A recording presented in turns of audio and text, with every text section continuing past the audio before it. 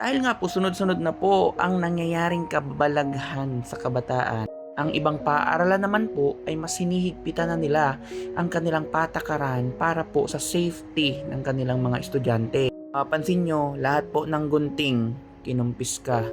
Pero tingnan natin yung mga gunting. Ang haba talaga.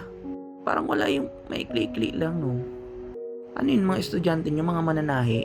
Grabe, no, ganito kadaming gunting. At least yun, gunting lang. Pero sa ibang paaralan, ganyan talaga. O, diba? Grabe din kasi yung sunod-sunod na kaso ng mga kabataan sa mga paaralan. May saksakan, may barilan. Kaya dapat talaga mas pahigpitin pa ang rules and regulations ng mga paaralan. Para wala na pong mga estudyante ang sunod na mabanatan. Nung unang araw lang may natapos ang buhay. Dahil daw po sa 10 piso. Grade 9 student in Las Piñas namatay dahil 10 piso. Tuloy-tuloy na po ang panawagan natin sa gobyerno. Hirap na kasing paniwalaan na ang kabataan ay pag-asa ng bayan kung ang kabataan ay unti-unti nang nagsisilagasan.